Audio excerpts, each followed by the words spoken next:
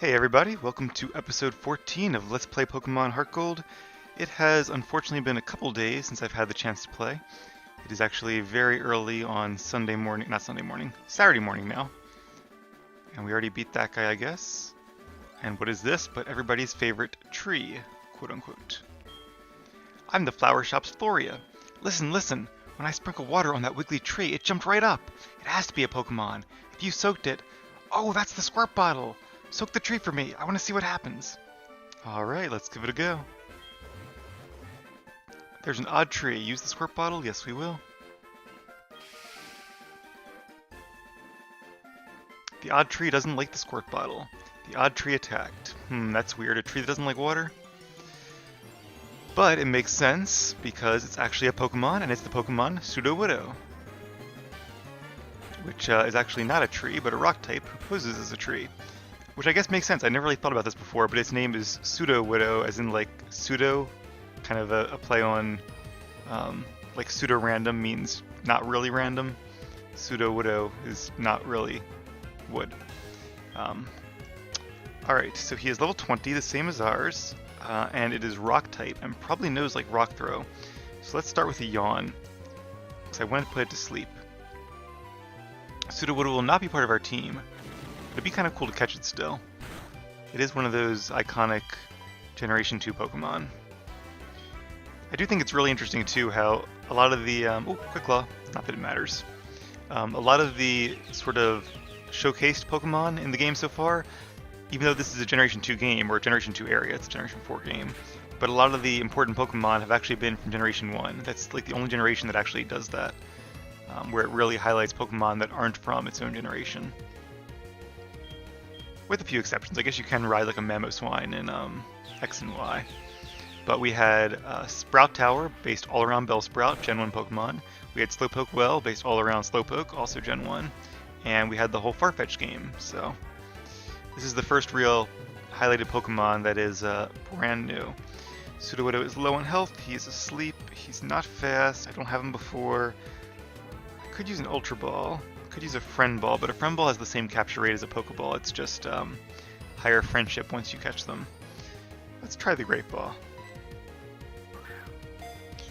I'm sure we will get more Ultra Balls as we go forward, but I can't buy them quite yet. Wow, that didn't even shake once. Don't wake up, don't wake up. It woke up. Okay, and use Rock Throw. Well, that was a really bad turn for me. Alright, so Olive, if you could get one more yawn off. Thank you. So hopefully it won't use Rock Throw again, but even if Olive faints, it'll probably faint from Flail. Flail is a move that does more damage the lower your health is. Alright, let's bring out Cherry then, because now Sudowoodo should fall asleep, and we will have another chance to catch it. Oh, but it's not asleep yet, Drats. I don't want to kill it, so let's go ahead and just use Reflect. So we will take half damage from its attacks. There was an old strategy where you'd give a Pokemon Flail, a Focus Sash held item, and a Quick Attack. And with those abilities, even like a level 1 Rattata could one-hit KO a... I'm not thinking of Flail, am I? Maybe I am. Okay, Pokeball time. There's a move that lowers your target's HP to the same HP level that you have. I don't know if it's Flail. I feel like Flail just does more damage when you have lower health, but I could be totally wrong there. All right, Ultra Ball, let's do it. But it was called a Fear, and I can't remember what the abbreviation stood for. Oh, Endeavor. That's the move I'm thinking of. Endeavor. So it's Focus Sash, Endeavor. Attack for quick attack, I guess, Rattata. And it could be a level 1 Rattata, and what you would do is, you would use... let me read this first. Although it always pretends to be a tree, its composition appears more similar to rock than to vegetation. It is indeed a rock type. So we are going to go ahead and send Sudowoodo to our PC, and we will probably see him at some point later on. That was fun! I want to give you this for entertaining me. We got... Oh, right, berry pots! That's awesome. With the berry pots, you can grow any berry from any region with no worries. That's right, I'll give you some berries too. So that's cool. And it's kind of an interesting way to add berries to this game without really revamping Johto. You have to plant berries in the soil. You should water them from time to time. They'll grow strong. All right. So in the like Generation 3 games, for example, you plant berries and they grow. And actually, even in the remakes of Red and Blue, Fire Red and Leaf Green, I think you also can plant berries in the ground. But I guess the idea is that Johto only has apricorns, therefore, to plant berries, you need a berry pot. Let's go ahead and bind that. That's definitely a good one to bind. Oh, also, I forgot Sunstone. I never got back to that. So many thoughts here that I just start talking about, and then something else comes up in the game, and I get completely sidetracked. You'll have to forgive me for that one. Berry pots, there it is. The Sunstone can also evolve Gloom. I didn't mention that last time. Oh, we have 4 berry pots. Let me register it. That's awesome. I thought it was just 1. Alright, so now we should be able to access it very easily. Keep it nice and watered. Perfect. Alright, we're going to plant some seeds. And you can buy or make fertilizer too, but we don't have any yet. The Pecha Berry I won from a lottery. I don't know how I got 4 of them. Maybe he gave me 3 and I already had 1. That's probably what it was. Actually, I haven't done the lottery today, so between episodes I'll have to run back and do that. So yeah, in addition to evolving Sunkern, the Sunstone can also evolve Gloom into a brand new evolution. It now has a branched evolution in its family, no pun intended. It can become a Blossom instead of Vileplume. This Blossom is kind of similar to Vileplume, except it is pure grass type, which makes it a little better in my opinion, although Vileplume certainly has advantages as well. I'm not sure if I need to water it or not. Oh, that's right, you can water them all at once. That's really handy. Alright, good times. So we'll have some nice Oran and Pekka berries growing in a couple days. How you doing, Rod? He's holding something. Oh, that's cool. I guess they can find items even if they don't have the ability to pick up. Orange fluff. Well, that's probably like a fashion. Yeah, it's a fashion thing. Not as exciting. If they have the ability to pick up, they can actually pick up real items. Let's go ahead and just to show you guys where we are. We are right outside Cherry Grove. And I'm just going to stop by here real quick to heal up our Pokemon. Well, not Cherry Grove, Violet City. Not quite back that far. And then we will resume our journey. That is not Pokemon Center. Not the first time I made that mistake, as you may recall. So I mentioned Farfetch'd a bit ago. One thing that I think a lot of fans wanted that they never really got was for Farfetch'd to have an evolution. It seemed like a good candidate for it, because Generation 4 added a lot of really cool evolutions from Generation 2 and Generation 1, which is a really awesome thing to do. It makes Generation 4 one of my favorite generations, even though otherwise it was okay, but I think the most memorable thing about it was all the really cool evolutions that your Generation 1 and 2 favorites could become. And Farfetch seems like a good one, but then again, we also have tons of normal and flying types, so it would have had to become like a, I don't know what it would have been, maybe Psychic and Flying, that could have been cool. Like a physical attacking Psychic and Flying type with a custom move to use its stick to attack. But, yeah, I don't know. Or could I guess learn Psycho Cut. But never happened, so Farfetch is kind of relegated to those Pokemon that existed and were important at one time, but that most people just forget about. Marowak was another good example until they added a lowland Marowak, and now it's more memorable. I'm looking forward to playing the Alolan games, Sun and Moon, but I'm going to make my way through the other generations first. So, bear with me. Alright, so no trainers. Oh, there's a trainer. Let's go face them. After this break to fight a wild Pokemon. It is nighttime, or night-time-ish. I think it's like, yeah, it's after 1:30 in the morning, actually.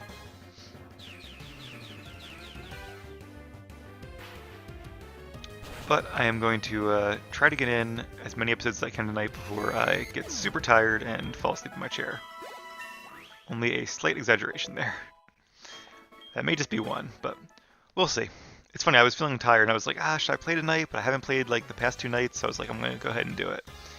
And then now that I'm playing, I'm all hyped up again, so Seems like that was a good choice.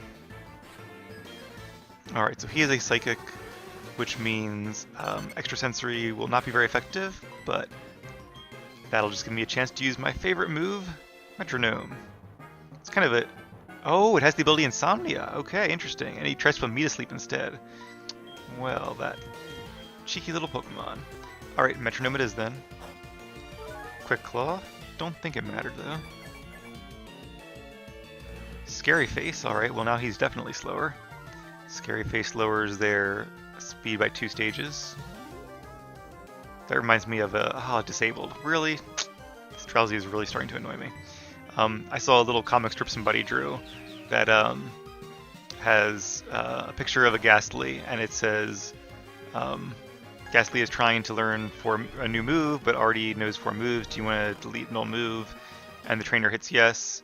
And then it says, congratulations, your Drowsy learned something and forgot Mean Look. But then the picture of the Ghastly goes from a normal looking Drowsy to like a really goofy looking Drowsy. I keep saying Drowsy. A really goofy looking Ghastly, which made me laugh. It was just a really dumb little comic, but the idea that it forgot Mean Look and so it suddenly stopped looking mean and looked like really jolly was just, for some reason, hilarious. Alright, come on Olive, wake up. You can do it. This goes to show though, Dream Eater, this guy is getting off a very effective strategy on poor Olive here. We only are 4 levels higher, so we might want to do a little bit of training before we face the gym leader. Luckily I think we will have at least a few opportunities. I'm also hoping that I can... Oh, flinch. There we go. Which is lucky, but actually not that lucky, because Togetic or Olive has Serene Grace.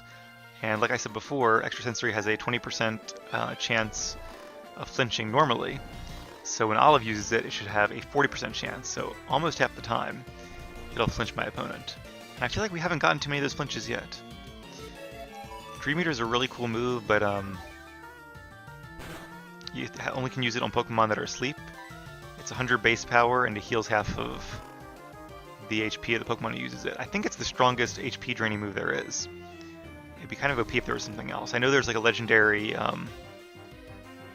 whatever the one from Pokemon Y is, Yveltal or something like that. He has like an 80 base power drain move as his like custom move. This is not going well. Am I still disabled? Between being asleep and him healing back with Dream Eater, I think Olive might lose this matchup. Maybe I should have taught Olive Fire Blast after all. I just really like our current moveset. Oh, you know, I can Roost. It's going to make this a really long battle. I keep forgetting I have that. Alright. See, that's the downside. If the Pokemon wakes up, it's useless. So it's pretty much useless in competitive fighting because your opponent can always just switch Pokemon and then you miss a turn. He's getting fairly lucky with those Hypnosis accuracy checks too. Alright, you know what? I'm just going to switch Pokemon because if I don't, this is going to go on all day. I could just keep roosting and I might eventually get a crit or something. I think I would eventually win, but I don't want to spend all day facing this Psychic here. And besides, it looks like Cherry could use a little bit of experience. Level 26 it is. Although, I say that, but Natural Gift. Let's see what that does, but I don't think I want to learn that. Especially because I really like our current moveset. The berry determines its type and power. Oh, we do have berries.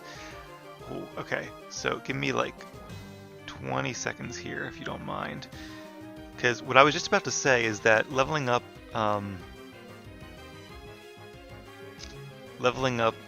Cherry at this point isn't really going to help us for the next gym. Because the next gym is Ghost type, and Ghost type resists grass attacks and is immune to normal attacks. So what do we have? P.E.K.K.A and Oran berries.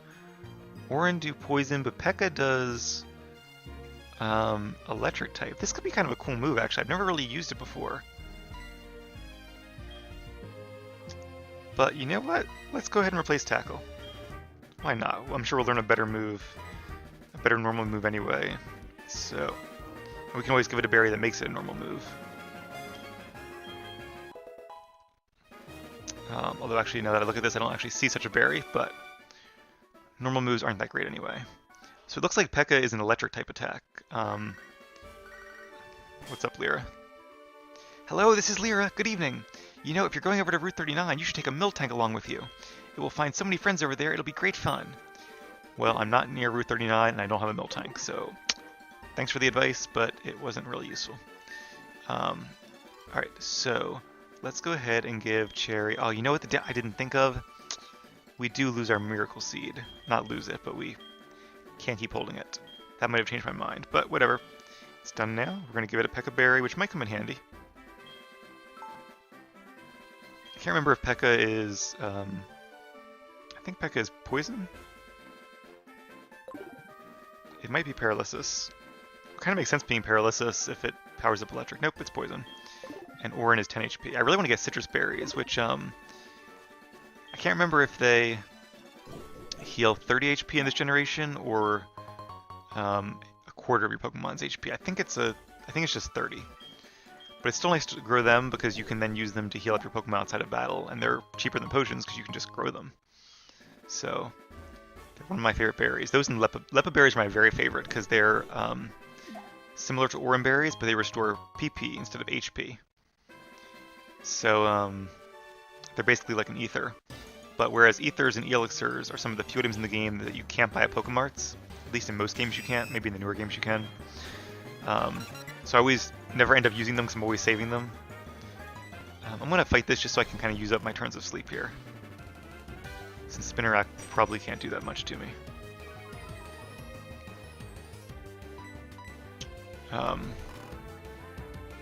So Leppa berries are a really good renewable resource to heal your Pokemon's power points in between battle. Come on, Olive, I know it's like almost 2 AM, but I'm awake. You can be awake. Constrict, haven't seen that move in a while. It's like the poor man's rap. I honestly don't even remember what Constrict does. Not very much, I think, is the answer. It might keep your Pokemon from switching, though. That'd be kind of cool. I think it's a Generation 1 move, but I've never been a fan of it and never really used it that much, so I'm not entirely sure. Ooh, it's a double battle? I think it's double battle. I might be a little excited about that. Okay, we have our 2 lower level Pokemon in front, so let's do it. Let's battle! Alright, I'm bringing out a Pokemon. Well, so will I. 2 Pokemon, in fact. You know what I haven't done, or at least I don't think I've done, is a double battle where you actually fight with another trainer. I know you can do them in the games, but I don't mean an AI. I mean like you and a friend battle 2 other friends. Especially if you can't talk to each other, that'd be really tough. But if you can talk, that'd be interesting too, though. It'd be cool to do that sometime. Do I use Metronome, or do I just go for the KO? Let's go ahead and use Metronome, because they're kind of low level. Oh, is it random who it attacks? I'm worried it might attack Rod. That'd be funny, though. Let's see what happens. And it'd be informational. That's what I mean, not funny, informational. I'm scared to attack that Meryl, because it might have an ability that could electrocute me. Or paralyze me, rather. Alright, there goes the Quick Claw. And we use Swift, which is a great attack. And it hit Meryl. Oh, it hit both! Oh, that's awesome! That was like a really lucky break there. Speaking of breaks, there's a Brick Break. Not sure if I mentioned this yet, but Brick Break will also, as its name suggests, break through, well, not bricks, but any kind of barrier ability your Pokemon puts up. Or rather, the opponent's Pokemon puts up. Let's use Rock Tomb. Just so in case Rod goes first, I can't get paralyzed. And even if it missed, Olive would have finished him off anyway. So if your opponent uses Light Screen or Reflect, or there's a few other, Aurora Veil is like a new kind of move like that. And I think there's one more, but I can't remember what the other move is that Brick Break will break. Yeah, I'm not sure. If one of you guys knows, feel free to post it below. Alright, could use a little bit of HP, but I can always use Roost in this battle. Yes, I was hoping for another double battle. And we got one.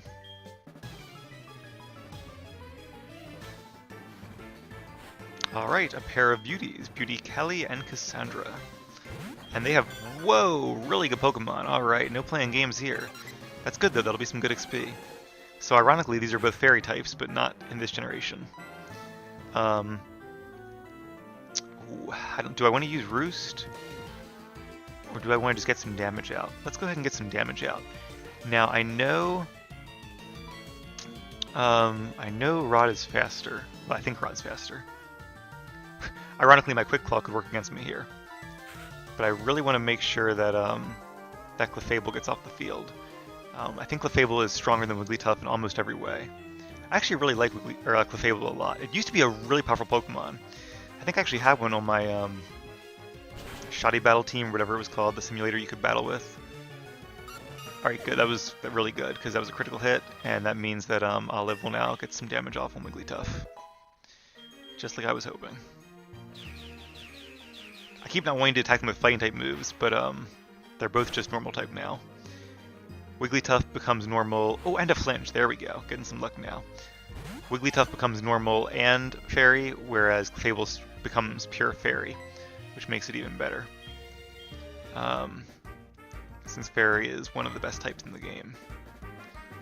It looks like a second extrasensory should finish off this Wigglytuff if Heracross defeats this one.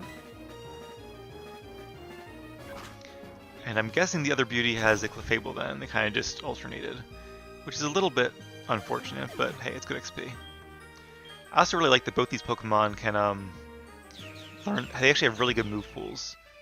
Clefable can learn like Thunderbolt and Fire Blast. It can learn. Didn't quite defeat it. It can learn Wish, and Wish and Protect are a really good combination in competitive battling, or at least they used to be. Whatever. Because you could use them to heal up your team's Pokemon. It could learn Calm Mind. That's what my... Okay, I did have one, and the moveset was Wish, Protect. You could also learn, I think, Soft Boiled if you want just like an instant recovery move. But I really liked Protect or Wish for the team coverage it had. I think it knew Calm Mind and Moonblast, if I'm not mistaken. So it was a really good Dragon counter back in like Gen...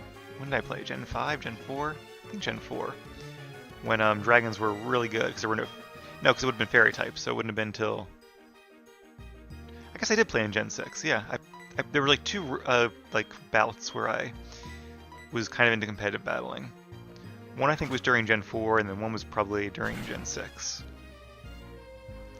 Actually, fun fact, yeah, it must have been Gen 6, because it was only a little while before I started my YouTube channel, maybe a few months. And I considered starting a YouTube channel to post videos, which I've recorded and still have somewhere probably, of those battles. I'll just see if I can dig them up and post them just for laughs. I'm sure the quality won't be as great as my current videos, but it might be interesting nonetheless. But I decided not to post them. I just never got around to it. And then it ended up being Star Wars The Old Republic, which eventually incentivized me to create this YouTube channel. Hi, I'm Bill, and who are you? Joe, huh? You know what? I'm the one who developed the system to transfer Pokemon. But it couldn't have been done by me alone. For example, do you know the Hoenn region? This girl, Annette from Hoenn, made the Pokemon storage system easier to use. My friends all over the world are working together to improve the Pokemon trade and storage systems. I have to hurry back to Goldenrod and see my folks. Bye-bye. Alright, so that is the famous Bill, a resident of Kanto. Seems to be visiting Johto, I guess setting up his system here, or troubleshooting, whatever it is he's doing. That's kind of cool, though, how he mentions Lynette, because I guess, obviously, as the games evolve and new games come out, the real-world technology gets better, which means the in-game technology can also get better, like the Pokemon storage system. So now we have features like boxes. Well, we always have boxes, but we can like move between boxes a lot more easily. We can deposit and withdraw Pokemon just using the move tool, which I really, really love. It's just so much easier to use. I don't know if you guys remember Gen 1, but you had to like literally deposit and withdraw every Pokemon and scroll through it. These little tiny menus. If you don't remember, if you've never played Gen 1, go check out a couple videos on my Pokemon Red Let's Play, because you can see it there. I don't know why we're really accessing Bill's PC, although we now see that it is Bill's PC. But let's just say hi to Sudowoodo. Hey, Sudowoodo. He is relaxed with the ability Rockhead. Rockhead, I think, makes you not take recoil damage from moves that you normally would, like Takedown, for example. Or Double Edge. Alright, well, we are here in Ecruteak. Let's do some exploring. Sure, you're right. Oh, is this the item finder? Okay, the dowsing machine, or MCHN, I don't know why it's not just spelled machine. But that's cool, that lets us, it's what used to be the item finder. And he hears, or he or she, can't tell, says there might be items in the burned tower. Sure, let's read the history of Ecruteak. This is kind of important to the game's plot. In Ecruteak, there were 2 towers. Each tower was the roost of powerful flying Pokemon. But one of the towers burned to the ground. The 2 Pokemon haven't been seen since. Keep reading? Sure. Ecruteak was also home to 3 Pokemon that raced around the town. They were said to have been born of water, lightning, and fire. But they could not contain their excessive power. So they say the 3 ran like wind off into the grassland. Alright, we already read the only 2 chapters, I suppose, but yeah, so that's a little bit of a history lesson for you. That's the legend of Ecruteak City, and if there's one city that really kind of captures Johto, it's probably Ecruteak. It's very historic, very kind of charming, has that real Japanese influence feel, and it is the city of the 2 towers. In fact, if you look real closely, you may have noticed that the background I use in these videos is actually a really cool artist rendering of Ecruteak City. They released it for Heartgold and Soul Silver. And if you could just Google Ecruteak City in Google image search, you can find that really cool image. It'd be great for like a wallpaper. So I used it for this. It's kind of a shame that all these videos are in front of it, so you can't really see too much, but it's a really cool image, and it kind of gives you an idea of what Ecruteak City was meant to look like. Burned Tower. It was destroyed by a mysterious fire. Please stay away as it is unsafe. We're not good at following directions, so let's go inside. Hopefully we can explore a little bit. Let me, are my Pokemon healed? They are healed. Alright. There might be a Pokemon battle here, I can't remember. But look who's downstairs. 3 very powerful looking Pokemon. You could almost say Pokemon of Legend, or Legendary Pokemon. And who are these 2? My name is Yusin. I'm on the trail of a Pokemon named Suicune. You should look down in that pit over there, just a hunch. And you are Joe? Glad to meet you. I heard rumors that Suicune is here, so I came to look. Take a look at the basement through the hole in the floor. There. Suicune is down there. I could go downstairs, but I know it would run away in no time. I know. I have tried it many times.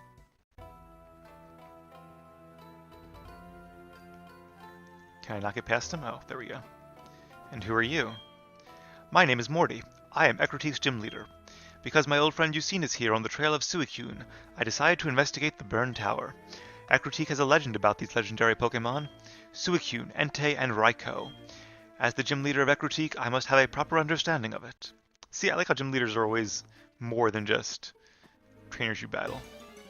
Oh, and another familiar face. This is a day for familiar faces. Alright, we are facing a coughing.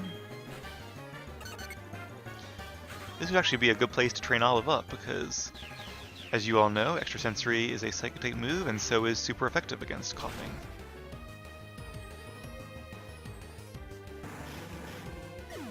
I feel like I was saying something before, and then trailed off, but if I did, I apologize. There seems to be more than meets the eye with you. Yes, you too, Yusin. Alright, we already talked to him about this. Yusin was a character that was added in Crystal, which is the upper version of Gold and Silver, kind of the, not really a remake, but they always release 2 games and then do like an improved version of it, which has some new features. So they kind of backed themselves into a corner with this generation, because I'm not sure they had Pokemon Yellow planned. I don't think they did. I think when it was a big hit, they were like, what can we do to make more money and to keep the fans interested and to get new fans while we're busy making Gold and Silver? And they decided, well, we'll do like an upgraded version of Blue and Red. I'll get back to that. Oh, it's you. You must be here to catch the legendary Pokemon to make yourself look strong. That is only a dream. You see, the legendary Pokemon suits a trainer like me, who has sworn to become the strongest trainer. A battle with Team Rocket Grunts is just right for you. Alright, I guess we're facing the rival. I actually didn't remember this fight. I was thinking we would face Ucine here. Well, this could be a little bit tough, but let's see how we do. He has a Ghastly. Hasn't evolved into Haunter yet. I think that's at level 25. And Ghastly is part poison. He is faster, which means I can't switch, but I'm hopeful that I can knock him out.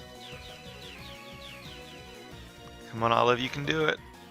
I don't get stabbed, unfortunately, but it wasn't necessary. And because Ghastly wasn't level 25, it was only a Ghastly. Magnemite. Now this will be a little tougher, because Magnemite is a Steel type. I could switch in Rod, but Rod is a really good attacker, and I don't want to slow him down by maybe getting like a Thunder Wave coming at him. I could use Metronome, but see, Extrasensory is not very effective because Magnemite in this generation gets Steel type typing, so it's now Electric and Steel. Let's use Yawn. That's kind of the safe play here. Yeah, okay, so I'm glad that Rod didn't get Thunder Wave, because ours does not have Guts. So it wouldn't have been beneficial at all. Alright, and I guess I'm looking for any excuse to use Metronome, but might as well. Lucky miss there. Come on, be something good. Splash. Wow, that is literally the worst move. I guess like Self-Destruct could have been worse, but Splash is pretty useful, or useless. Magnemite is definitely faster now that I am paralyzed. Whirlwind, okay, I'll take that. I will definitely take that. That, just like Roar, it forces a switch on an opposing Pokemon. It's actually a fairly good move in competitive battling too, because a lot of times you try to get your Pokemon a stat boost with a move like Dragon Dance or Swords Dance, and if you can use Roar or Whirlwind, pseudo-hazing moves they're called, then it forces your opponent to switch, which means they are forced to lose their stat boost. Alright, we're confused and paralyzed, so we now have like a 37% chance of attacking. But sometimes you get lucky. And this is one of those times.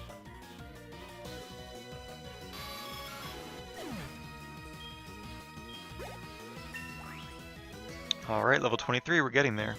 That's good, because I think Olive might be one of our more useful Pokemon against this gym. Since a lot of those Pokemon do have Poison as their secondary type, and as you just saw, Extrasensory does a lot of good things about, or against Ghastly and its line. Memento. Not a great move, I don't think. Oh, attack, okay. Oh, crap. Remember when I mentioned Self-Destruct? Yeah. This is a Self-Destruct that does not do damage. It, instead decreases their attack and special attack by quite a lot, which I guess is helpful, because Olive was paralyzed. I'd rather Olive had not fainted, but that was a very noble thing for you to do, Olive. Both myself and Rod appreciate it. And we can now use Brick Break. I think Magnemite has like Sturdy as its ability, and not Spark or whatever it's called. The one that can paralyze you. Ooh, okay. Now I really wish that that Olive hadn't fainted, because our two last Pokemon are weak to Quilava, so we can actually lose this. And it's faster, and it used Smoke Screen. That's not great, because now my accuracy is lower, and I'm already using an 80% accurate move, and it missed. Okay, so here's what I'm going to do. I know he's faster, but I want to reset that accuracy drop, because I have to take every chance I can to get that Rock Tomb to hit. That's my best shot against this Quilava. He can Smoke Screen. Sandshrew, that's fine. I guess I could have risked another one, but I had no way of knowing he was going to use Smoke Screen. I'm not sure any of these are really going to do much. Rock Smash could lower its defense. Let's try that. But nope, Quilava's going to play it smart. He's going to want to KO me with an Ember. That's okay, though, because now we can send back out. Do you want to send out Rod or Cherry?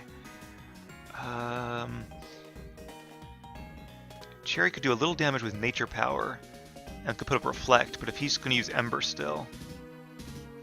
But does he know Ember and Flame Wheel? I'm worried I'm going to send out Rod, use Rock Tomb, it's going to miss, and he's going to Flame Wheel me, in which case I'm going to wish I had used Reflect. Let's send out Cherry. But if I send out Cherry, he's going to use Ember. Gah! Alright, Rod it is, whatever. It's a risk either way. There's no way of knowing what your opponent's going to do. Smoke screen again. Okay, well that's okay because I still have a chance of hitting, but I didn't. Now, do I risk a lessened accuracy? I don't think I do. I think I switch. I'm gonna keep playing this safe. I have a couple more Pokemon that I can, for lack of a better word, sacrifice. So thank you. See, he keeps using the smoke screen. Oh, that's cool. My ability kicked in. Not that it really matters. I could try Hypnosis. I'm probably gonna die to 1 Ember, but we'll see. It's also nice to scout out his moves because the more he uses Ember. Oh, nice. Missed though. The more I think he doesn't have Flame Wheel yet. So that keeps leading me to believe that I should keep trying with Rod and save Cherry. Still, if we don't get a hit with this Rock Tomb soon... Okay, come on. Okay, good. Now that's good, because even if it doesn't want to KO it, which it may or may not, it'll at least slow it down. Sweet. Don't you get that I'm going easy on you? It doesn't seem like it. Now I have been smoke screen. Okay. Yep. Go Scyther, and I win this battle. Because now his Quilava is too slow, and I can want to KO it with a Brick Break, which is not going to miss. I was definitely worried for a second there.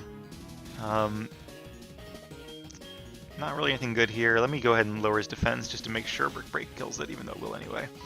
Pursuit's a cool move. If a Pokemon switches and you use Pursuit, not only does it damage the Pokemon that was switching out, it does double damage to them. So that's a really nice attack. And again, a really good attack in competitive battling. Or it was. People would teach like their Tyranitar's Pursuit because it could switch into any Psychic Pokemon and then do a ton of damage to them. And if they tried to switch out, it just does even more damage. So it does know Flame Wheel. Okay, and it was a crit. I'm really lucky he didn't use Flame Wheel against... I guess, you know, I do kind of agree with my rival when he said he was going easy. All this time I thought he was going stupid on me. He's just going easy, which is dumb. Why go easy? Why not try your hardest? Says the guy who uses Metronome all the time, right? But when it comes to a real battle like this or Whitney, these trainers are no joke. Alright, not quite a level, but getting close. Humph, I'm not fighting with another weakling ever again. It's just too much playing around. If I'm a weakling and I beat you, you really just insulted yourself. Whatever. You would never be able to catch a legendary Pokemon anyway. Not so sure about that. But alright guys, we will have to talk to Joey next episode because I'm going to end this one.